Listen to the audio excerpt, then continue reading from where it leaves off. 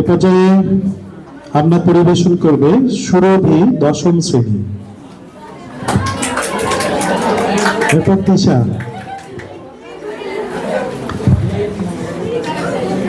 আসসালামু আলাইকুম। আমি এতিম হয়ে কাঁদি না কেন তোমরা বলতে পারো? এতিম হয়ে কাঁদি না কেন তোমরা বলতে পারো? এতিম ছিলেন আমার নবী, এতিম আমিও। এতিম ছিলেন আমার নবী, এতিম আমিও। আমি এতিম হয়ে কাঁদি না কেন তোমরা বলতে পারো? এতিম হয়ে কাঁদি না কেন তোমরা বলতে পারো? এতিম ছিলেন আমার নবী, এতিম আমিও। এতিম ছিলেন আমার নবী, এতিম আমিও। নেই বাবা মায় আমার, নেই যে বাড়ি ঘর।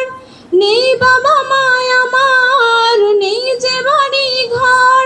আমার মতো কপাল পোড়া নেই তো ভবে আর। তবু মনে নিয়ে সান্ত্বনা কাটাই দিন রাত। মনে নিয়ে সান্ত্বনা কাটাই দিন রাত।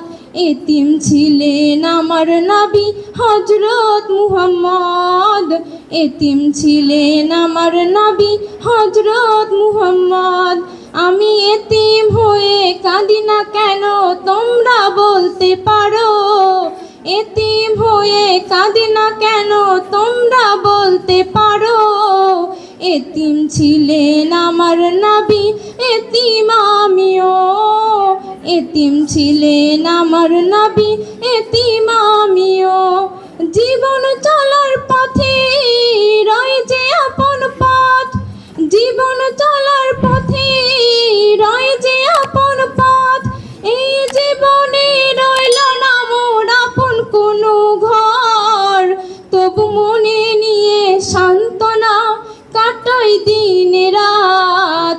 মনে নিয়ে সান্ত্বনা কাটাই দিন রাত। এতিম ছিলেন আমার নবী হযরত মুহাম্মদ।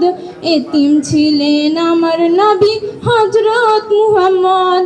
আমি এতিম হয়ে কাঁদি না কেন তোমরা বলতে পারো? এতিম হয়ে কাঁদি না কেন তোমরা বলতে পারো? এতিম ছিলেন আমার নবী, এতিম আমিও। এতিম ছিলেন আমার নবী, এতিম আমিও। আসসালামু আলাইকুম। সুরভি অনেক সুন্দর হয়েছে। সুরভি হামনা পরিবেশন দেখে আমার মনে হচ্ছিল যে একটা মর্ম বেদনা আছে। খুব ভালো বলেছে।